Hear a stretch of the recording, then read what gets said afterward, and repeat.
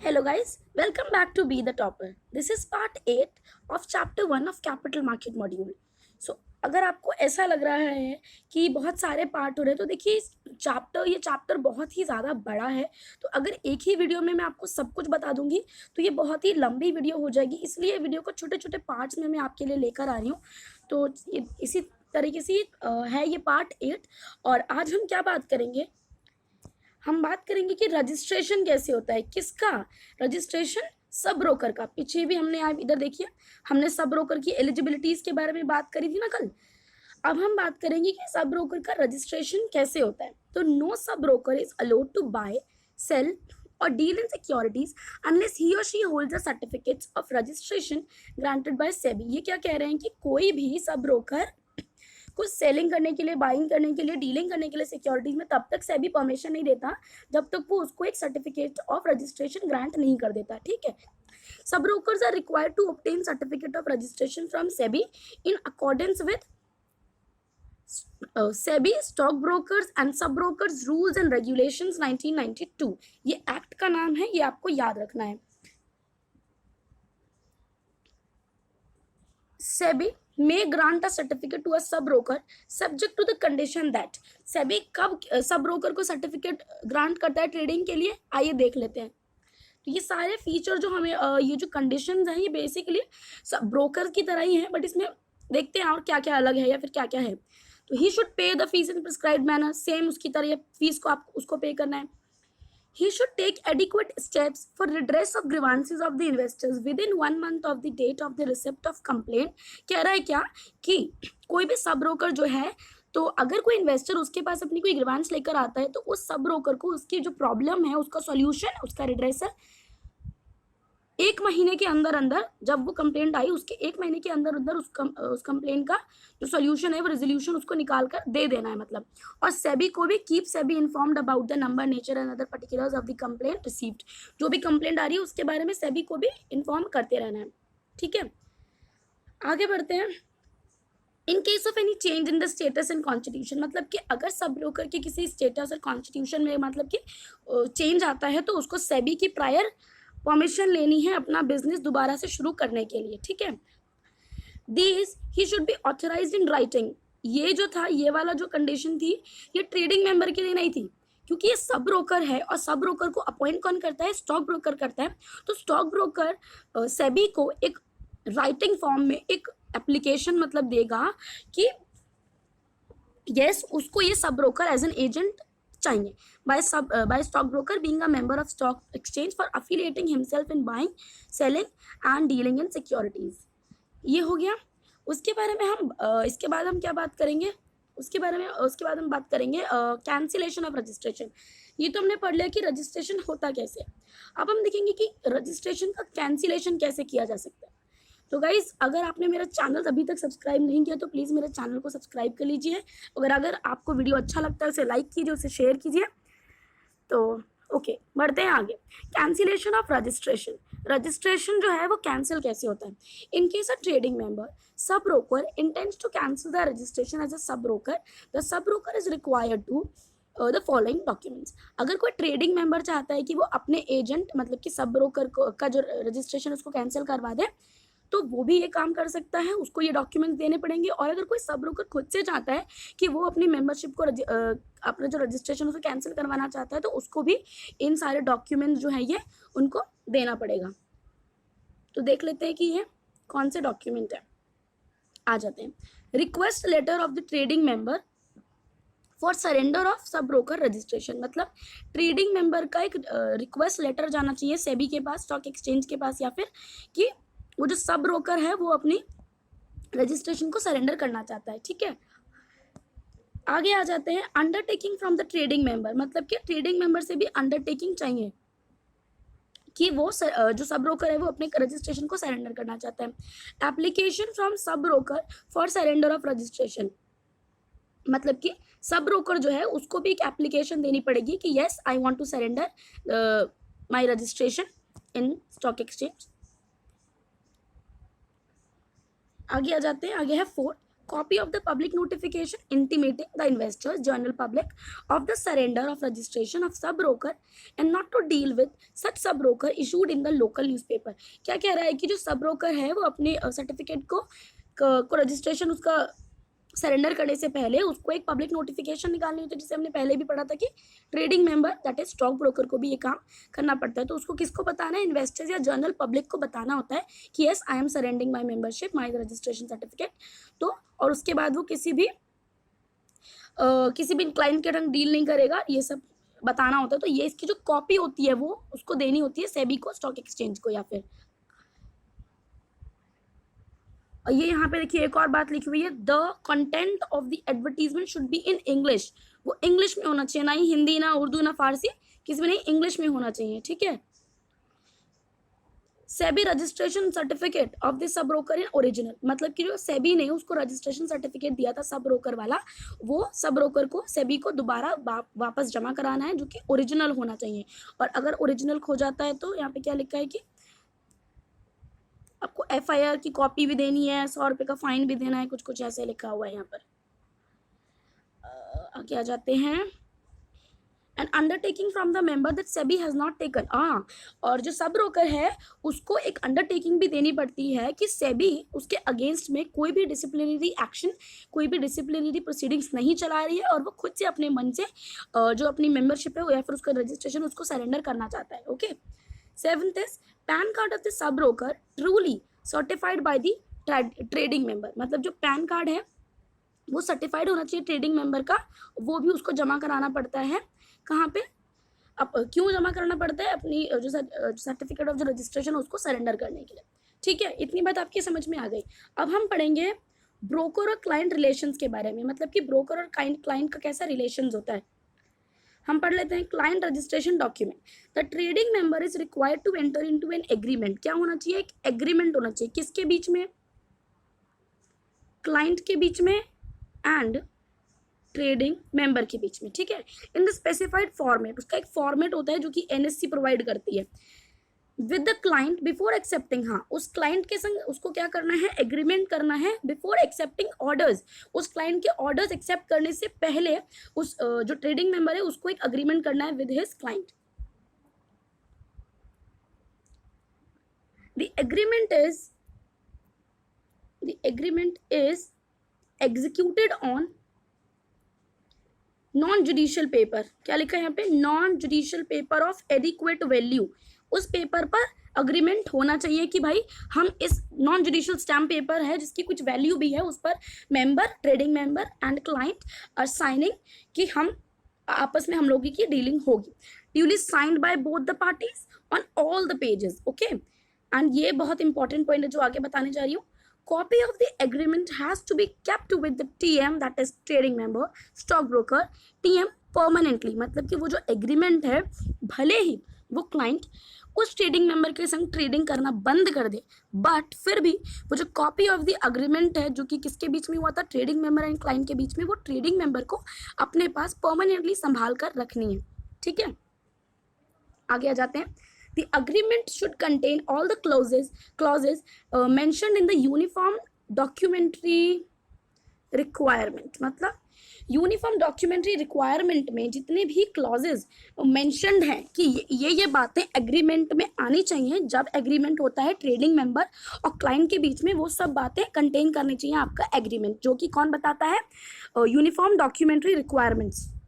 Stock broker में incorporate, stock broker अपनी मर्जी से कोई भी एडिशनल क्लॉज उस अग्रीमेंट में डाल सकता है, provided these are not in conflict with any of the clauses in the model document। मतलब जो मॉडल डॉक्यूमेंट है उससे अगेंस्ट में नहीं चला जाना चाहिए ट्रेडिंग मेंबर का वो एडिशनल क्लॉज। अगर ऐसा होता है तो वो उसको काटना पड़ेगा और जो मॉडल डॉक्यूमेंट है उसके ही क्लॉज को माना जाएगा। ठीक है, and also the rules, regulation, articles, bylaws, circulars, directives and guidelines। आगे आ जाते हैं, आगे क्या दे रखा है, in case of internet trading, अगर इंटरनेट ट्रेडिंग होती है in addition to clauses mentioned in the UDR, तो यूडीआर में जो मेंशन्ड है क्लॉजेज वो तो उन पर तो एग्रीमेंट पे साइन होगा। And the client has to mention clauses pertaining to internet trading, मतलब कि जो क्लाइंट है उसको उन क्लॉजेस पर भी साइन करना पड़ेगा, क्लाइंट और trading member both the parties, जो कि इंटरनेट ट्रेडिंग के बारे में बताते हैं हमें, ठीक है। Under know your clients KYC, KYC मैंने आपको कल भी बताया था, केवाईसी मतलब कि अपने क्लाइंट को जानने के लिए कुछ रिक्वायरमेंट जो कि बैंक भी रखवाता है और अलग अलग इंस्टीट्यूशंस आजकल इसको मांगते हैं, तो कि जो ट्रेडिंग मेंबर जो होते हैं उसको भी under KYC know your client requirements क्या क्या लेना होता है अपने क्लाइंट से।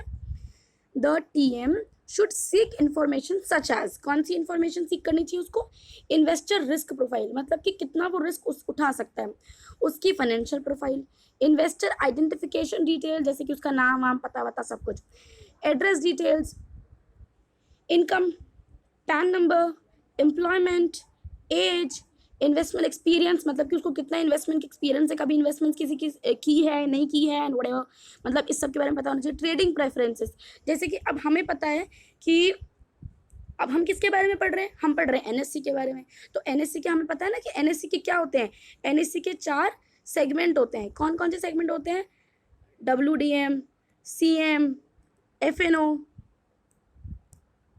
और CD करेंसी डेरिवेटिव, तो ये 4 सेगमेंट है, तो इन चारों सेगमेंट में से जो क्लाइंट है उसको किस में ट्रेडिंग करनी है, ठीक है, ये भी वो बताता है, कौन बताता है, क्लाइंट बताता है और ट्रेडिंग मेंबर उससे पूछता है, ठीक है, know under know your client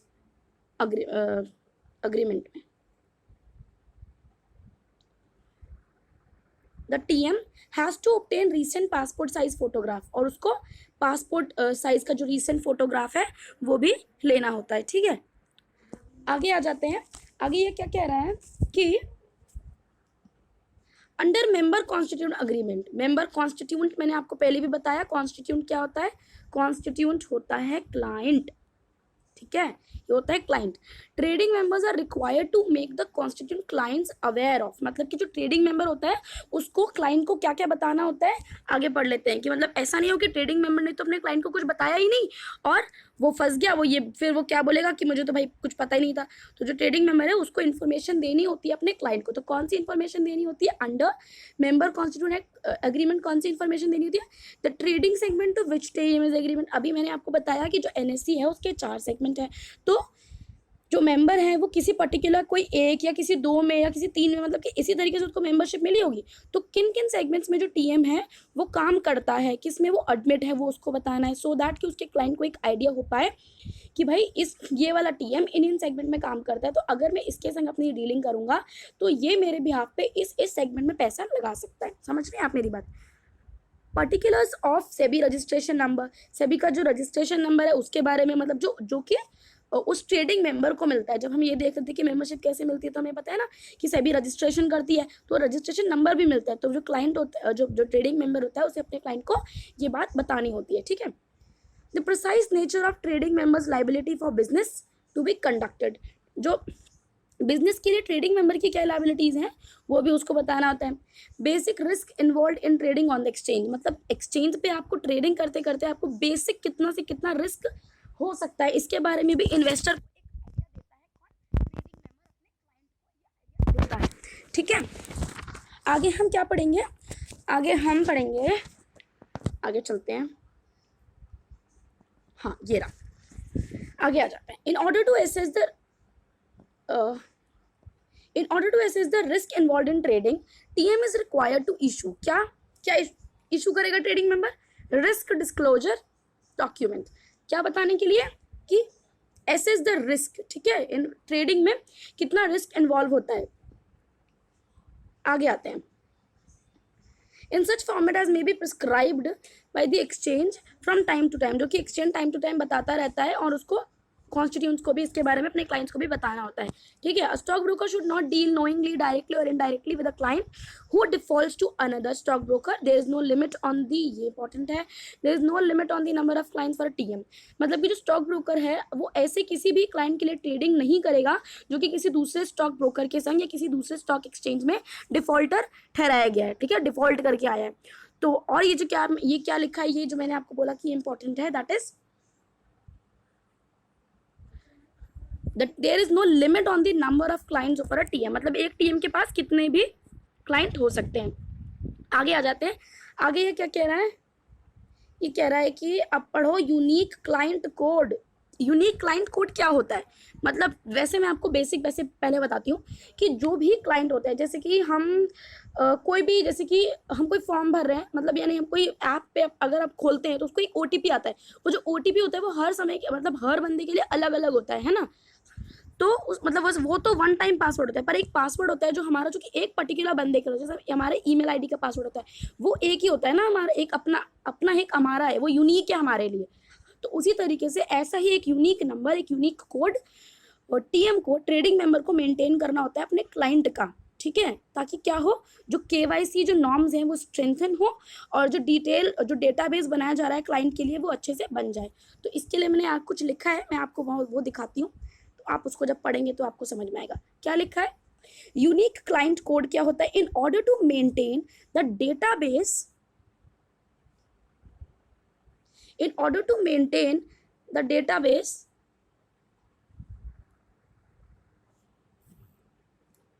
of their clients and to strengthen the KYC norms, all brokers have been mandated to use UCC linked with PAN details of the respective client, which will act as an exclusive identification for the client. ये मैंने आपको अभी वही समझा दिया, अच्छे तरीके से आपको समझ में आ गया होगा, आई होप। अब इसको आप पढ़ लीजिएगा कि ये क्या है, बहुत ही सिंपल है, आपको बहुत अच्छे से समझ में आ जाएगा, जैसे मैंने आपको बता भी दिया। और जो डेफिनेशन मैंने आपको बताई उसको आपको जब भी अगर आपसे पूछा जाता है 1-2 मार्क्स में कि क्या है यूनिक क्लाइंट कोड, तो you can write there the definition. Okay, margins from the client, basically ये क्या होता है margins, members should have a prudent system of risk management. तो सबसे पहले तो हमें ये पता चल गया कि जो मार्जिन्स हैं वो क्या होते हैं, सिस्टम ऑफ रिस्क मैनेजमेंट, मतलब जो ट्रेडिंग मेंबर होता है वो उसने एक सिस्टम, जो स्टॉक एक्सचेंज है उसका एक सिस्टम है कि रिस्क को कैसे मैनेज करते हैं। तो रिस्क को मैनेज करने के लिए मार्जिन्स लिया जाता है क्लाइंट से कि इन केस अगर कोई क्लाइंट डिफॉल्ट कर दे तो उस पैसे को क्या किया जाए, उस पैसे से पेमेंट कर दी जाए स्टॉक एक्सचेंज की या फिर क्लियरिंग कॉरपोरेशन की, ठीक है। तो ये जो इसमें लिखा हुआ है मैं वो आपको दिखाऊंगी, ये मैं इसे मिटा देती हूँ। Yes, in case of default, they are utilized for making payments to the clearing corporation for margin and settlement with respect to that client. अगर किसी मार्जिन जो क्लाइंट है वो डिफॉल्ट कर जाता है तो जो उसका जो मार्जिन जो देता है ना उसको क्या करते हैं, क्लियरिंग कॉरपोरेशन को देते हैं, ताकि जो क्लियरिंग जो सेटलमेंट है वो जो क्लियरिंग कॉरपोरेशन है वो उसका सेटल कर पाए ट्रेड को। और जैसे कि मैं बोल रही हूँ कि जो क्लाइंट है वो डिफॉल्ट कर जाते हैं, जो क्लाइंट है वो डिफॉल्ट क्यों करते हैं, क्या पता उनको ऐसा लगता हो कि जो जब हम देख रहे थे सिक्योरिटीज का प्राइस तो इसमें रिस्क दिखाई नहीं दे रहा था, बट जब ट्रेडिंग हुई तो रिस्क दिखाई देने लगा, या फिर अभी चेंज हो गया, तो वो जो डिफॉल्ट कर जाते हैं वो पेमेंट नहीं करते टाइम पे। तो इसकी वजह से जो टीएम है वो अपने आप को बचाने के लिए डिफॉल्ट से, जो डिफॉल्ट अपने आप को प्रोटेक्ट करने के लिए क्लाइंट के डिफॉल्ट से वो क्या करते हैं, उनसे मार्जिन ले लेते हैं पहले ही। तो भाई अगर हम मार्जिन ले चुके हैं तो तुम भाई कितना भी कुछ कर लो तो हम पे जो ट्रेडिंग मेंबर है उसको ज़्यादा नुकसान नहीं होगा, ठीक है। तो that was it for all for today, thank you so much, keep learning. And अगर आपने मेरे चैनल को अभी तक सब्सक्राइब नहीं किया तो प्लीज़ उसे सब्सक्राइब कर लीजिए। अगर आपको वीडियो अच्छा लगा तो लाइक कीजिए, शेयर कीजिए, एंड अगर आपको कोई डाउट है तो please write that doubt in comment section, okay.